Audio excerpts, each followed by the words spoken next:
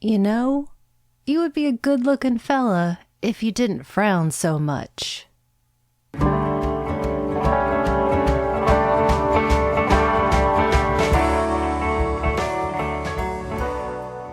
Welcome to the Magic Lantern Podcast, an ongoing informal discussion of the films we love and the things we love about them. I am Erica Long. And I am Cole Rolane.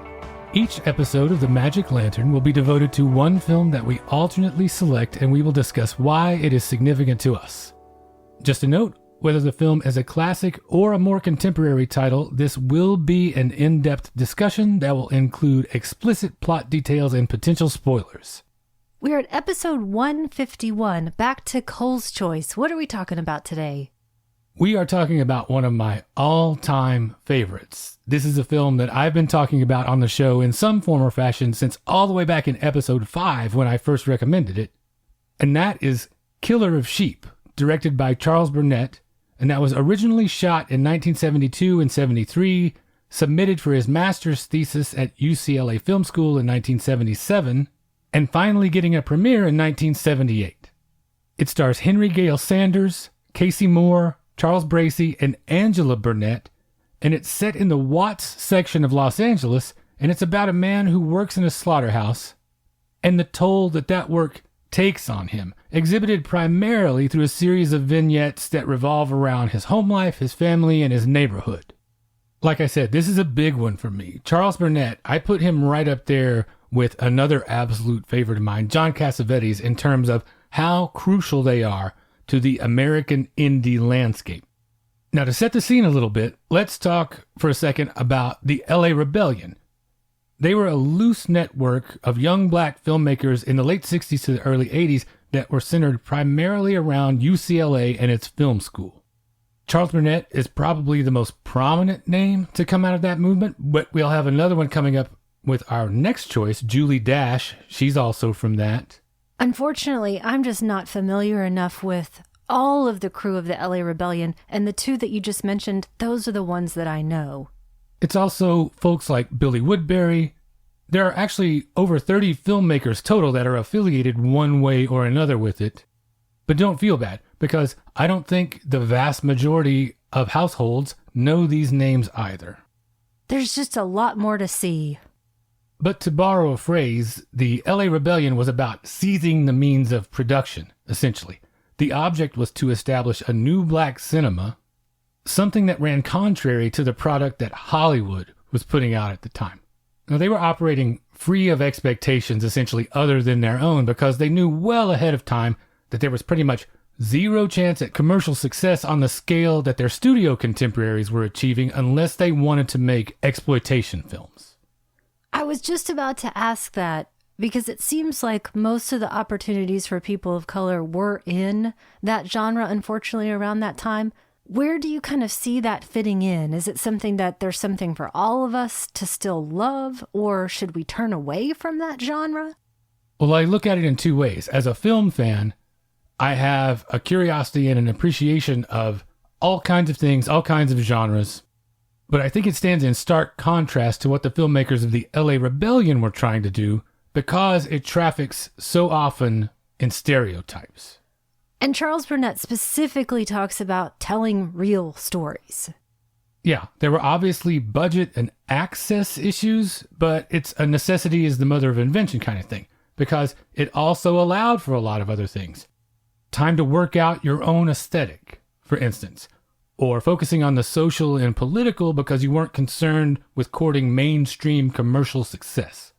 Just a simple act of filmmakers of color telling their own stories about their own community was a political act. And then within those stories, they're actively trying to counter those negative stereotypes perpetuated by the mainstream. And sometimes those stereotypes weren't even that obvious. Burnett talks about contemporaries that likely meant well by romanticizing the working class and their struggles, but Killer of Sheep is a direct opposite response to that.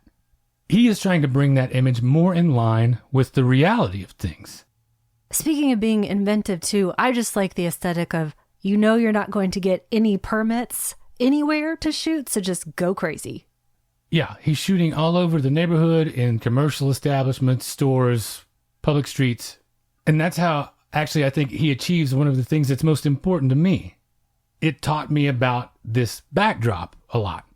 I think about Watts, that neighborhood, in popular culture, and prior to Killer of Sheep, the two most prominent examples that I can think of, both of which I love, are Watt Stacks, which only gave you a little sense of the community tucked into a messy and beautiful festival document, basically, and then Sanford and Son, which was obviously engineered and exaggerated for comic effect. And as a very small child watching Sanford and Son, I didn't really connect that to a neighborhood. It was just something that went over my head. Yeah, exactly. So Killer of Sheep was the first time that I felt like I was getting a real look at Watts with nothing in between me and it. And it took me a long time to get that view, too. That came in 2008, shortly after Milestone released this restoration on DVD. And I know that there were a number of prominent films between 1973 and now that are set in Watts, but none of them felt so unadorned as this one.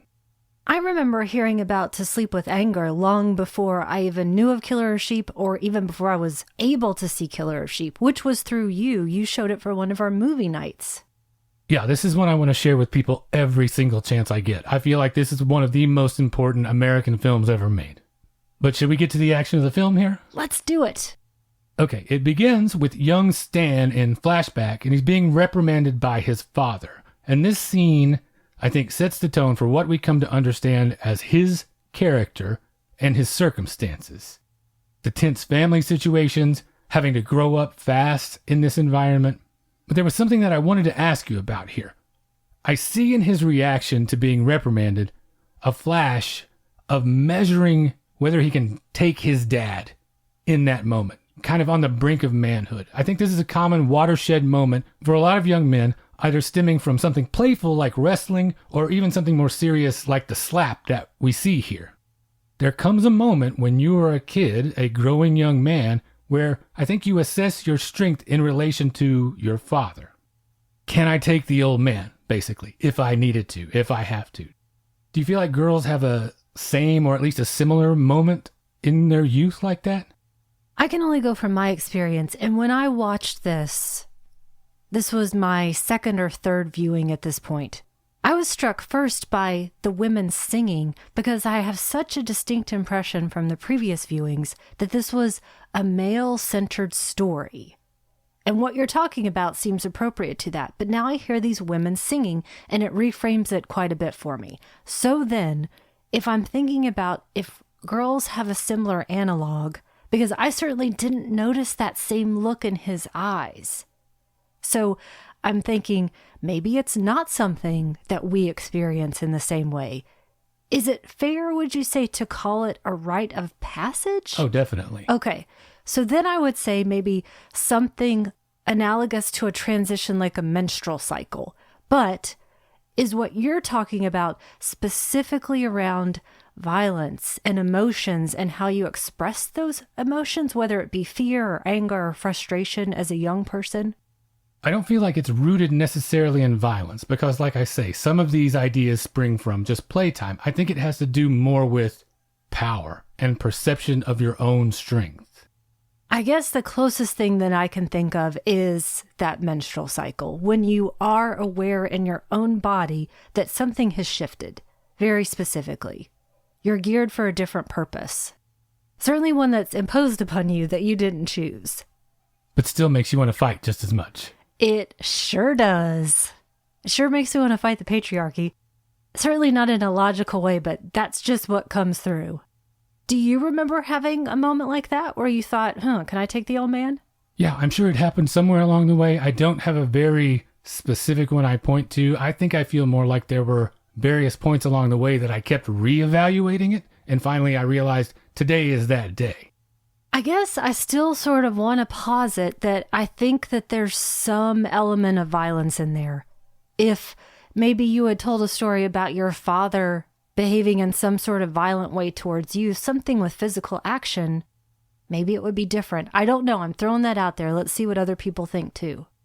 I don't associate it with that because my father simply never hit me. Right. So it doesn't occur to me as that. It was always playful stuff with us. It was more me using that as a kind of measuring stick, judging my own adulthood. I think here that there is a violent undertone. at least not necessarily, punishment, not necessarily corporal punishment, but as in, this is what we do. So when we're starting here with young Stan, and then we're transitioning to see how childhood is in the neighborhood, do you feel like that you're seeing an urban childhood experience? And is that somehow different than a rural one or a suburban one? It's definitely an urban experience, but I think there's a universality to some of it too. I'm coming at this from the country end of the spectrum. Dirt clod fights, we definitely did that. Throwing stuff at trains, taking your friend's shoes as a joke. There are at least these superficial similarities. We just did all of that in a more rural setting. But this kind of roaming, whiling the day away, is all totally relatable. The dangers that we didn't realize or take stock of, you see these kids jumping rooftops, we just jumped between hay bales or out of tree houses. We didn't know to be afraid, even though someone always gets hurt when we're doing these things. But what we didn't have in the country shows up here in a couple of ways. One, the ramifications of that scene where the two guys are ripping off the TV. In one alley on one block, you have multiple generations as either participants or witnesses to this. So you feel the ripples coming off of this one instance for years in either direction, and then you multiply the effect on all involved by however many times they see something like this. For another, it was a much more isolated experience for us in the country. There was still the potential for trouble being born of idleness like this. It was just a slightly different kind of trouble, usually with less direct influence by other parties, for better or worse. It was typically the product of our imagination a lot of the time, rather than someone goading us to do something. Large groups of us didn't go around together, if for no other reason than just proximity to one another. My nearest neighbors were between a quarter of a mile to a mile away, so it wasn't just like we could walk down the block to our best friend's house. And one last difference comes to mind. In an urban setting, there's no privacy, relatively. You better be in the mood to hear music in the other part of the house, even if it's just your adorable little sister singing along to her favorite records, which is a scene in this that I just love dearly. That could never not be adorable. Little kids, sort of getting the words, kind of. It's just wonderful. But basically, you have described my childhood. Mine was the suburban one. Best friend 2 doors down, best friend across the street, best friend 5 doors down. A roving band of us. Every single picture in all of our houses includes 8 of us. My friend and her sister with her sister's little friend who's the brother of blah, blah, blah, on and on and on. It was always a roving band of us. That scene where they're practicing handstands against the wall, how many times did I do that? And how many times did somebody's mom or dad come and open the door and knock us over? So I very much relate to this, including, like you're saying, no privacy. We were just in and out of everyone's houses all the time. I knew everybody's older brother's girlfriend's business, who's dating who, on and on. We didn't have the dirt fights, we didn't have that same topography, but it definitely felt like the same sort of landscape. And I think I really see Burnett in this too, especially with young Stan, because I think of Stan as being part of that second migration. I don't think of Stan as being born in LA, just like Burnett. I see him coming from the South, moving there. Just like at the end when we have that expression, the devil's beating his wife. Did you grow up with that one? Because I sure did. Yeah, we did. Before we move away from the scenes of childhood, though, I've got a question for you.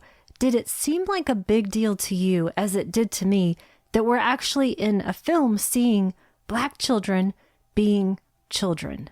I feel like in this world, young kids in general, but especially children of color, there are moves to make them into adults with adult motivations well before their time, instead of acting their real ages. Well, again, with Burnett, everything is so complex, so I feel like it's a little bit of a two-way street or double-edged sword. It's refreshing to see kids be kids, but it also just confirms my suspicion that the weight of family responsibility is crushing, and it's madness to take it on. I don't ever want to have this. Oh, I see. From the parent standpoint, right. You're saying. Exactly. I thought you meant the kids were bearing. No. Which some of them probably are. They actually do a little bit of that, yes, because I'm thinking about this idea that in these contemporary films you're talking about, or less sensitive films that you're talking about, there's an aspect of sexualizing these kids. In this case, it's other pressures that might have a general similar side effect, especially as it extends to the neighborhood. That thing I was saying about privacy, the experiences that you absorb as a kid just going around your neighborhood, they are significantly altered when everything that happens is basically for public consumption. You grow up a lot faster by default when you're living on top of each other this way. And then you watch little things like the kids each having their own version of this grown-up thing of finding little things to allay their fears or their dissatisfactions. It's a defense mechanism that you pick up at a very early age. I guess in part that question comes from me exploring a lot of literature about education and early childhood education and how much we see young children of color being put in these positions where they're labeled as aggressive. All of these sorts of words that should apply to older children, not 5-year-olds, for example. And here we get to see 5-year-olds being 5-year-olds.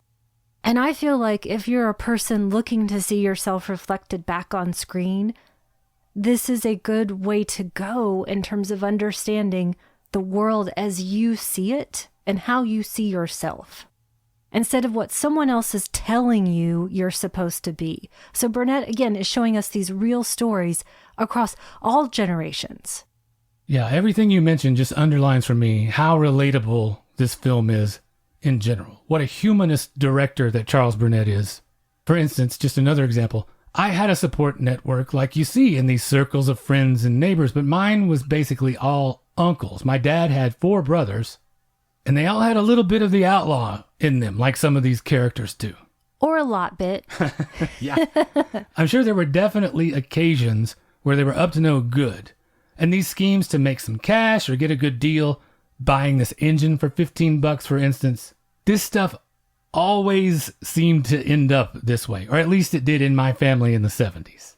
Even though it doesn't have to be relatable for me, it really is for the same reason, except not in my family. But if we go back to that big sprawling neighborhood again, I could put names to all of these characters, that same analog. The guy, who's always trying to make an extra buck and turn it into 2 and on and on. The guy who's always got that nag in the next race. The woman who's trash talking the other woman. It just goes on and on. There's so much here that I could recognize. You make me think a lot about their intentions and their ability to plan ahead and implement these schemes, best laid plans and all that. And then that true understanding that I still have from that time. $15 is no joke in these circumstances. It wasn't to us then. It's not to me right now either. Yeah. So similar to these characters, I have these analogs too that were always working on something, always hustling, always trying to make something better of their situation, in some cases out of nothing. So I feel very familiar with these guys. I wonder too, when we see Stan laying some linoleum, did you think about your dad? Oh, without a doubt. The job that my dad worked in his days off from his regular job was setting tile and doing flooring. That's how we got to take any vacations in the summer. My dad and his brothers would get a job tiling a new sirloin stockade somewhere, and the whole family would pack up and go to that place and spend the week for our summer vacation while they worked. I saw him in that position, measuring a floor more times than I can count. But it's more than that, too. My dad is the analog here in other ways for trying hard to be the good egg out of the bunch, the one that had some poetry in his soul, that had big ideas, but was also damn tired from working so hard all the time during that part of my life, laying tile and ruining his knees, coming home covered in filth from head to toe from working on an oil rig for a little while. I see a lot of him in this. I don't quite see as much of my dad in here. I think it's probably because my view of Stan comes from not necessarily his own words, but what other people say to him, especially his wife. That was really the bulk of my viewing this time. I was really focused on her and her story within the story. Because I remember my dad smiling all the time, and he's really talkative, and we did a lot of stuff together. He had those same kinds of jobs. It was always something to try to move us forward a little bit. But he didn't feel quite as cut off as Stan does to me. My dad's personality is probably in between. He talked and laughed and smiled a fair amount, but he was very precise with what he said. He was always very much against this, and it's still one of my very favorite phrases, talking just to hear your head rattle. Right. But he does have a great sense of humor. For instance, Sanford & Son that I mentioned, he loved that show. I never heard him laugh as hard as he did at Sanford & Son. I think maybe my dad's a little bit more on the rattler side of the talkativeness. But I remember, too, we have this picture, and we don't know who this guy is. This guy randomly showed up in our yard at some point. He brought along a friend who ended up becoming my dad's best friend, still to this day, 30 plus years later. But it's these three reprobate-looking guys standing in front of a Volkswagen Beetle, and they look like they're having the time of their life with their unkempt beards and their tank tops and all that kind of stuff. But who was that guy? There are all these odd characters coming in and out. Yeah, you come into our family circle like that, and we're going to cast a suspicious eye on you for quite a while before you work your way in. It doesn't work that way with us. Maybe he brought some crawdads from the river. I don't know. Maybe that's how he got in. We'll still take the crawdads, but we're still going to keep you at arm's distance for a little while. Got it. We have lots of stories of characters mixing in like that and canoe trips, with canoes being lost and practically deliverance level antics happening without the horrible violence. But anyway, like I was saying, yeah, I see a lot of our 70s life, the first 10 years of my life, in this for sure. And let's talk about this idea, the importance of access and representation. People quite rightly want to tell their own stories. They want to see themselves and their lives represented on screen this way. Like I say, I think it's an incredibly relatable film, and yet people still push back against the idea of representation for a number of reasons, especially when it doesn't conform to their idea of what the world is. That's why all kinds of cultures telling their own stories becomes so important. When that becomes widespread enough, then those people that are trying to derail you, they can't deny your reality, though they will still try. Because Burnett tells a story about someone who saw to sleep with anger, and this person was taken aback because they didn't know that black people had washing machines, they said to him. This I can relate to too, because I still get asked with no irony now and then when I tell people that I'm Comanche and I grew up in Oklahoma if we lived in teepees and rode horses to school. This was 1990 when To Sleep When Anger was made, almost the 21st century when this person was asking this question, and I find it both completely unbelievable in one regard, and yet, based on my own experiences, I do not doubt the veracity of Burnett's story at all. And just to clarify, you didn't grow up in the 1870s, right? Exactly. So where in the hell does that question come from? Coastal elites. I guess. But that episode that he relates, that makes me think of how there are two tracks that I'm keeping in mind while I watch this. On the one hand, what is universally relatable, which is a lot of it, and then what Burnett is telling us that is specific to the black community. Because no matter how relatable it is in some ways, I will never fully know the feeling of having to struggle so long and so hard for so little progress in some arenas. I will never know this specific feeling of being at the mercy of forces beyond my control and entire systems put in place to keep it that way. I do relate to some of the same economic circumstances from that same time period. In the 70s, we were scraping by a lot of the time. There were a lot of dinners of beans and cornbread when I was a kid. We talked a little about this during our episode about the film The Exiles. I am a member of the Comanche tribe, and when I was 10, we moved into our own home on tribal land. And that stretch of my life, I realize when I think back, that was the last time I was around that many other natives. Once I went away to college, awareness of that community didn't really exist anywhere else that I've been since then. Unless you're in very specific parts of the country, there aren't many of us around. And so when I think about American history, I think of the Native experience and the Black experience as being on sort of parallel paths in some ways. Similar, though obviously not exactly the same. So I relate a little in that sense too. So all these things that I recognize as being similar to my situation, that's my way in. But then the larger part, once I get there, is being open to what Burnett is telling me about the rest of it. Yes, I'm definitely with you, because everything in this country comes down to race. It's a completely made-up construct, but there it is. And you can say, well, no, it's all about class. It is, and race is above that. And that's why I wanted to take pains a bit earlier to say, this doesn't have to be relatable to me. This doesn't have to be made for me. I'm just so grateful that I get to see it. And like you said, it's then up to me to be open to it and to try to explore these themes and get a greater understanding to the extent that I can of these other experiences, especially when we're seeing a specific moment in time. Because I mentioned the second migration earlier, I think that has a huge influence on what we're seeing. It certainly did to Watts. You've also got the effects of World War II, how it transitioned that neighborhood into what it became. And now it's even completely different from that period. You say that, and all of a sudden I am thunderstruck when I stop and realize this was half a century ago. You are so right. Did you know it's now almost 70% Hispanic? I didn't know that specific statistic, but it doesn't surprise me. And I'm not putting any sort of judgment on that one way or the other. It's just things change. And here we get the opportunity to see what I think of as a big period of transition. We see that generation that I think started out in this neighborhood in the 40s, the older man. I think a lot of Walter Mosley here in his stories around that period.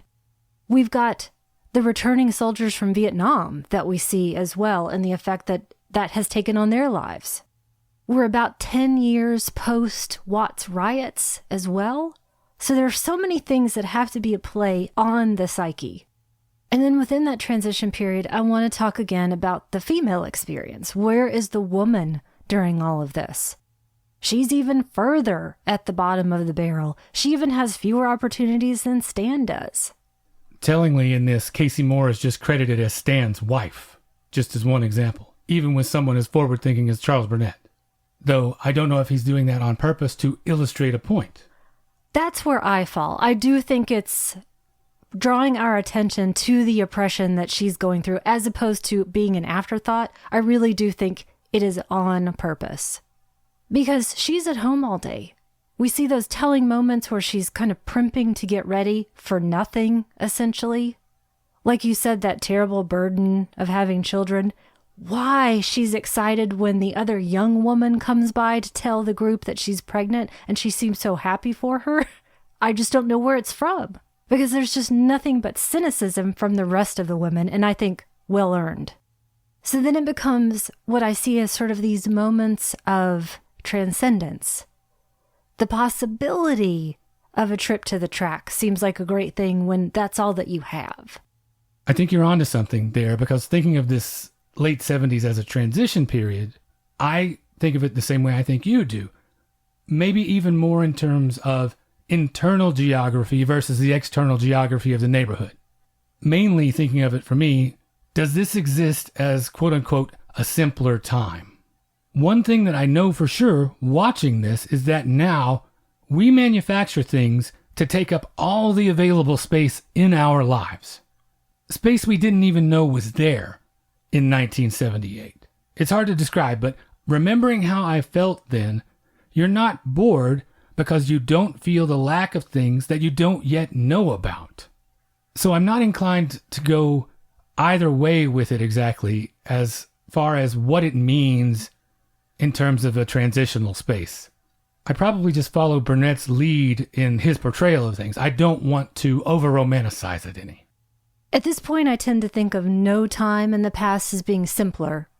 It was just different motivations. It was just different things that you're reacting from. I think different technology is what makes the biggest difference for me. We're talking about access. That's just a completely different type of access. I feel like the whole world has access to me 24 hours a day now, where it wouldn't have before. It's true, but there's a significant part of the world, in fact, the majority, that has no access at all still to this day. Even just in our state. Well, when I think back to 1978, if I asked my dad in 1978, for instance, what filled up his time, I am sure that he would have related most heartily to this feeling of what is there to look forward to except this never-ending cycle of work. Yeah, in answer to that question, there's nothing I can think of to look forward to when you phrase it like that, and I think that's the reality. And like I said, it just made me watch The Wife even more. Where in her day is there anything that doesn't feel like drudgery? No connection, no outlet. I think you answered that a little bit already. Those instances where she takes the time to, even if it's just a few minutes, spoil herself by dressing up, feeling better about her situation, employing the few tools that she might have to do that, even if it's only just for a few moments. I completely disagree with your reading of that. I don't think she's spoiling herself. There's no self-care happening. I think it is all directed to try to get him to touch her, to try to get him to look at her. And it's the same for him. It's drudgery for him as well.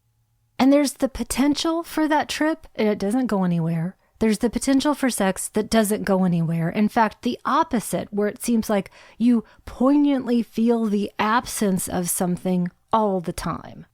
And I don't know how either of them would get any of those good feelings back if they were ever there. For Stan, maybe not. So how do you think Casey Moore fares in terms of her performance versus a more seasoned actor like Henry Gale Sanders?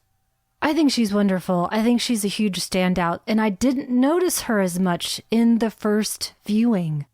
So I think there's something to watch. It did make me wonder, though, do you feel like it hampers a film to have one actor like Henry Sanders, who's so clearly more talented than the non-professionals or the more inexperienced actors? No, you know, and most of the people who have listened to this show for a while know, I love non-professionals. It's always one of my favorite things to see a cast like that. And I think it works just fine here. It's a smart move to put him in the central role because it's essential to the story that we get a good picture of the whole man. He tends to favor his little girl, the baby of the family. He obviously cares for his son, but with the age the kid is at and the influences that he is potentially falling under, that care manifests itself more as just another layer of worry, just another burden on the pile. He loves his wife, clearly, even expressing just flashes of playfulness and that erotic longing, but it is impossible to sustain any of that because daily life has just ground him down. His 9-to-5 is an abattoir, and he is surrounded by and even inflicting literal death every second of his workday. So choosing Sanders to be the one to portray all this is obviously the right way to go. My initial reaction when I see this is that I wouldn't be able to do it. But then I realize I would if that was the only way that my family will eat. But it's easy to see how stultifying and dispiriting it would be. It's easy to understand how much that would wear you down. He is doing it, potentially, because of the short list of opportunities that is available to this character. I think you're right on the money with Sanders. I can't imagine another person in that role, especially because, like you mentioned earlier, so much of it is not on the page, for example. It's not through dialogue. In fact, it's through the absence, the notable absence of dialogue that he's expressing himself. Have you ever seen the creases in somebody's forehead express as much as this? Oh, maybe mine. And I do think it makes certain moments really stand out. There are a couple for me. The friend who's shooting dice who winks back at us. And that woman who is pregnant when he goes to get the motor, that caress on the arm. There are those small telling moments. Yeah, I file those small telling moments under what gets you through the day. The opposite of your workday. It's tomorrow and that inherent flicker of promise. But then watching this, I just realized that is a thin ray of hope to hang an entire life upon when the succession of all the days that have come before this, for as far back as the eye can see, have all failed to deliver on that promise of hope so far. This is maybe the most important lesson that I think that Burnett is trying to teach me, that I take from this at least, the overwhelming resilience of the Black community en masse in the face of this. How do you think these characters approach the concept of the future, either short-term or long-term? Hope comes in these short-term flashes, so I'm left wondering after I watch, is this an oasis or a mirage? Endurance is Stan's most remarkable quality. And speaking again of influences, I'm trying to place Stan in the whole spectrum of generations. To me, if he's in his 30s and the 70s, he's likely a boomer. And I think of those people as being measured against their father's generation. Again, the World War II soldiers, the people founding that area. So when you say that, it makes me think of that very first question I asked. They are never going to be able to live up to their father's standards. If they're measuring themselves against that all the time, they are perpetually coming up short. Is that sort of what you mean? In a way, and also I think those people are long gone. We have just one of them. We have that older man in his shirt and tie maintaining his lawn. Can Stan see himself in that? I don't think so. And again, let's talk about Vietnam. 2 tours in Vietnam for his character. There's gotta be violence and death at home and abroad that you see in your short-term and your long-term future.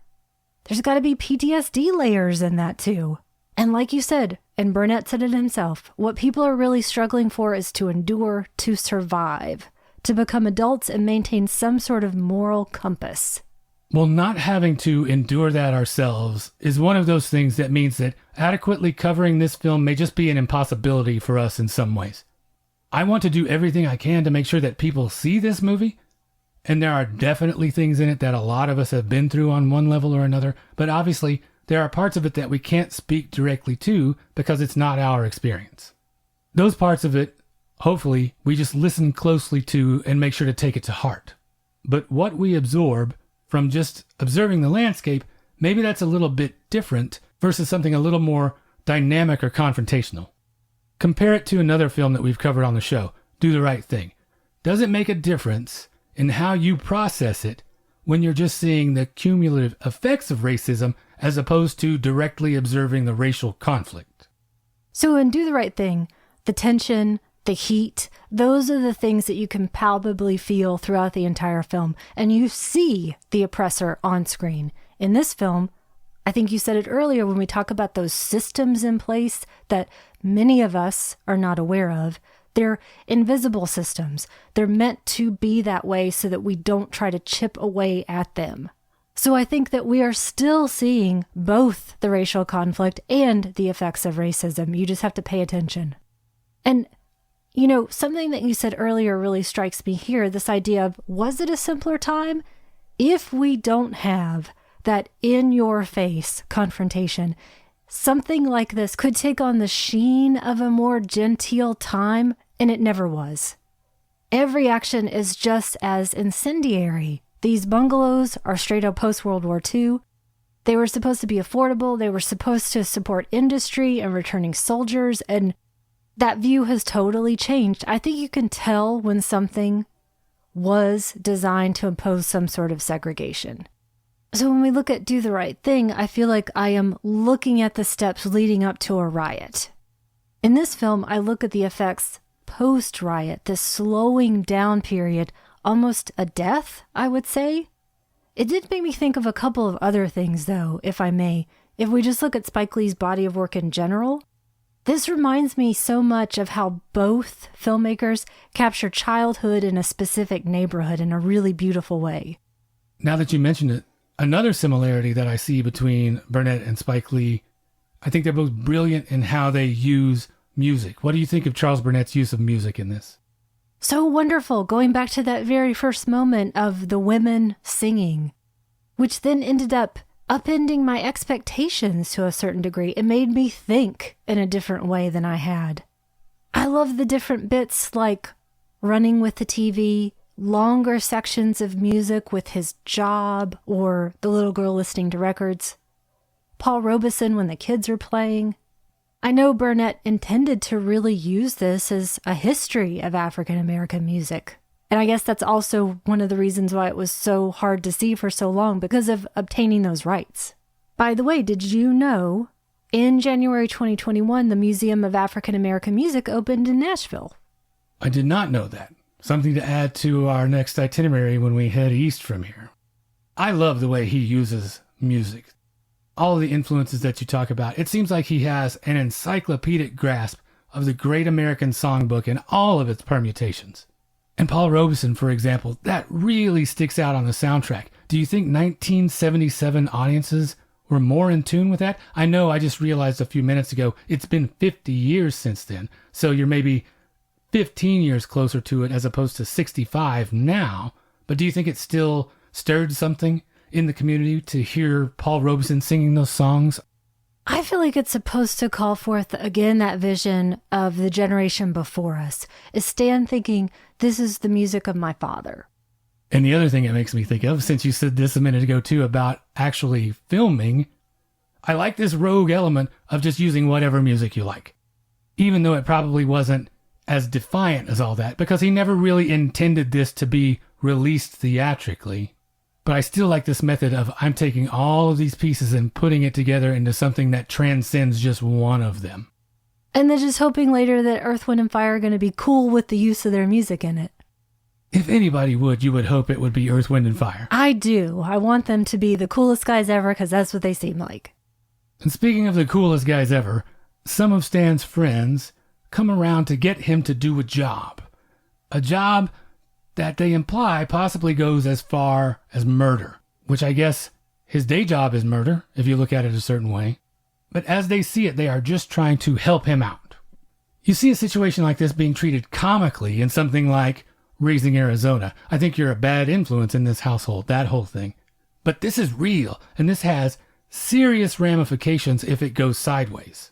So, based on how crucial this is, Stan's wife, she comes out and she delivers a similar speech to Holly Hunter's. This whole, you use your brain, that's what you use. It makes me aware that you don't ever have to sit and wonder if I'm going to make it home safe or what trouble I might be getting into the way this character does, or even in the mild way that my mother had to sometimes with my dad. It's true. Though I would say with that specific instance, I looked at it and thought, there's no way he would do that. I feel like I knew enough about the character to sense that this is not his world. It may just come down to how hungry his family is, because I think it's firmly established. You mentioned Vietnam. Surely he killed over there if he was there for 2 tours. Very true. And if noir has taught us anything, we could be less than a paycheck away from facing those very real possibilities. But I think you read his character the right way. It's certainly the way I read it, because we go through a stretch here that gives us a good idea of his constant struggle just to maintain and how he always keeps on the right side of the line. You watch him debating the definition of being poor with his friends and justifying how that doesn't apply to him. He gives things to the Salvation Army. That ain't me, he says. If he can afford to be charitable, even on the smallest level, then he perceives himself as being above a situation that's that dire. But then that's soon followed by this encounter with the woman that runs the corner store. Stan lets her flirt if it gets that check cashed, which might not happen otherwise. So in these circumstances, he finds himself at the mercy of people in large and small ways, so he must feel in those moments disenfranchised, not in control of his own life. So we've quickly arrived in just a few moments at the opposite of pride. These moments tease this sudden heavy emotional swing out of these little but significant interactions, just like you were talking about a little bit ago. Those moments when you do have to decide, am I going to use my brain to realize that's more important than my pride right now, and then try to get it back again? How many of those situations can you face? But I don't want to make it seem like it's impossibly grim here. Humor is crucial to what Burnett does too, I think. It's a whole picture, a true picture. We get the delivery of this line later, you're about as tasteless as a carrot. It is brilliant. That is a line for all times. And the humor, it's never over the top, but it works to leaven the more downbeat moments. It's gentle and situational, and the setbacks are easier to take and process when you look at them this way. The humor is another one of those elements of hope. You can gird your loins against what is probably inevitable failure if you play the odds by adopting this attitude that everything is potentially absurd and comical. Even that weekend outing to the racetrack that you mentioned, a flat tire, riding back on the rims. Again, we come back to best laid plans and all that. If you look at it this way, it helps take your mind off of the situation. Because I think we have one example that Burnett shows us that is the opposite of that, where that other path would go. He sees that character come out of his apartment wearing still his military uniform, but open with his undershirt, and he's drinking straight from the bottle. And that seems like a character that's sitting in there all day doing that, thinking about the past, no hope for the future. And yet it still makes it somewhat funnier because you have every balcony and staircase lined with little kids watching this farce happen. It's true. It's true. It's not a terribly downbeat film all the time that just leads to suicide. But while we're talking downbeat, yes, one of these musical selections, hands down, is the most devastating. This Dinah Washington rendition of This Bitter Earth. That slow dance sequence is a killer. You can see 10 million things that they are each thinking about in this minute and a half. It is so painful the way that she is touching him, running her hands over him, trying to express all of her care and desire, practically trying to pry him open to get at what's inside, grasping at him, trying to find anything in him to cling to. And then it's equally painful the way that Stan can't find anything in himself to return any of that. And then there's just that beautiful grace note that I love, hearing the sounds of the actual record player while this is going on. It's one of the most beautiful scenes and painful scenes I think I've ever laid eyes on. Yeah, shouldn't I have picked this for my New Year's choice, the way my years usually go? And speaking of depression, is there a reading of this film that is just about dealing with a partner with depression? Kind of like part of this continuum of films like 2 Days, One Night, which I covered. I definitely think so, but it feels like apples and oranges with the specific example of 2 Days, One Night because of the time frame. You asked earlier about the 70s being a transitional time. Maybe this is one of the most significant ways as illustrated by these two films. I think of the 70s as that time when we were just beginning to shift how we looked at mental health in our country. 40 years later, there are all these systems in place to help Marion Cotillard in 2 Days, One Night, but in the 70s, none of that was there in time to be of any benefit to Stan. He does not have the time or room in his life to consider depression as a factor in anything. He just has to get up and keep going. It's just not convenient for him to not deal with the bodies in the slaughterhouse on the assembly line. And there's a huge metaphor for you. You've got those being slaughtered and also those just lined up waiting to be slaughtered. Those are the only two choices in that environment. So the most overwhelming feeling of this that is so palpable, that feeling that there has to be more than this. And there's nothing in place for mom. There's a scene that I love where she's in the other room and she's watching the little girl massage her dad's shoulders and his face. While the little girl looks right at her, there just seems to be so much jealousy and frustration, and the little girl seems to be aware of what she's doing to some degree. But as it's presented here, does it feel like an accurate representation to you of how it would be to be either one of these characters? It does. Just another view of real life and real situations. Which I think is another of the reasons that people might push back against this realism, that discomfort that you feel from that. They just don't want to relive what they consider mundane daily experience, especially when it's so hurtful. I know some people don't go to the movies for this reason, to take in these feelings like I do, but this is the sort of thing that I will always gravitate to, I feel like. Because one of the most important functions of cinema to me is as a window into another time, another place, another culture that I would otherwise have no access to.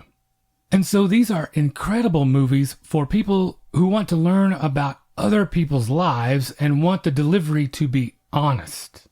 If you want to learn about and empathize with and better understand your fellow man, watch Charles Burnett's entire catalog. They are perfect, human-sized documents of Black life in America. And while we're on that upbeat note, oh my goodness, we arrive at the end that you've already referenced a little bit. We have this juxtaposition of expectant mother and Stan's work in the slaughterhouse and this reprise of This Bitter Earth over all of it, which can't do anything except make me wonder about the prospect of bringing another child into the world. That lyric, "Too soon, you're old," that weighs a ton. That is everything in a nutshell right there. It's the cumulative and relentless march of time. There's never an explosive moment exactly, but there doesn't have to be one. This movie just gently moves forward, assuming greater and greater gravity with every scene.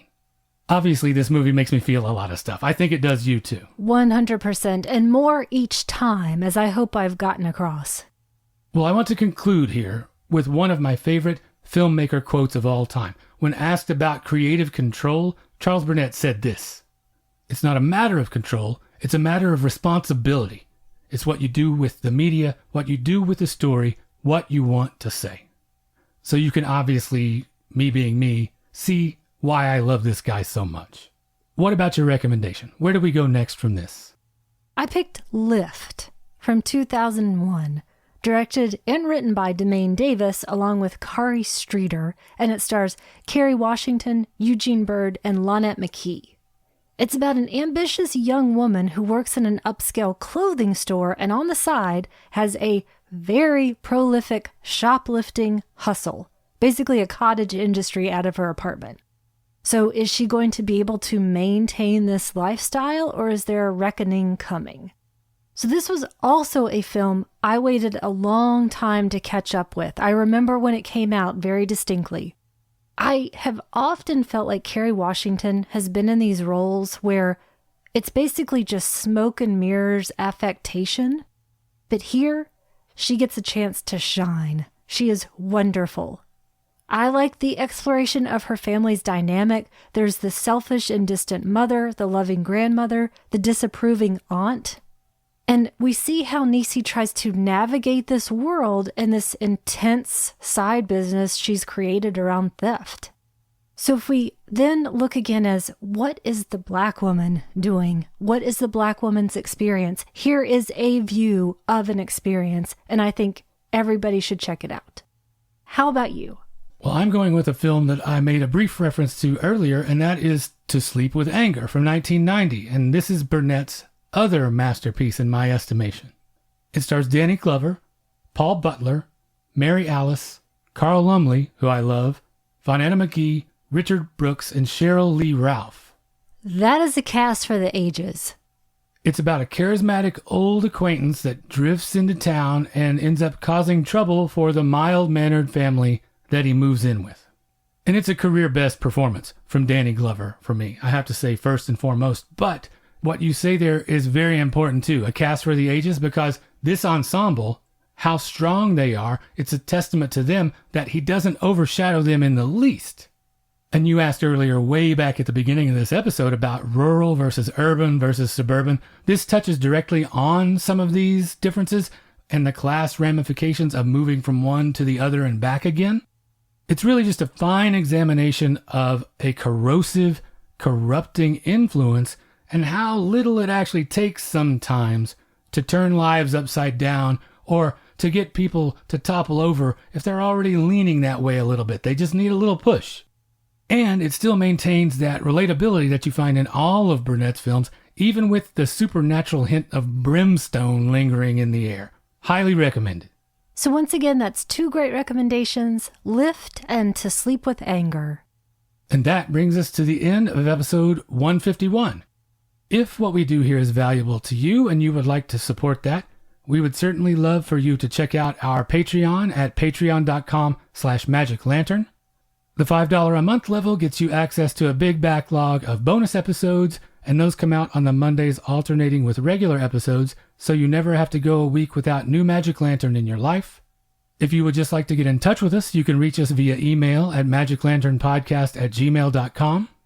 We are on Instagram, Facebook, and YouTube. Just search for Magic Lantern Podcast on any of those platforms. We are on Twitter at Lantern_cast, and I just wanted to take a second to say thanks to everyone who has shared the show or given us feedback since last time, particularly Josh Hornbeck at the Criterion Channel Surfing Podcast and Laura Cannon over at the Fatal Films Podcast. If you're sharing the show or talking about us, please make sure to tag us so we can say thanks. You can find our show on Amazon Music, Apple Podcasts, Google Podcasts, Stitcher Radio, Spotify, just about anywhere you get your podcast, you can find us there. If you'd like to leave a rating or review via any of those services, we would certainly appreciate that. And finally, you can find all of our episodes, including supplemental material, at the website magiclanternpodcast.com. And thank you for listening to the Magic Lantern Podcast.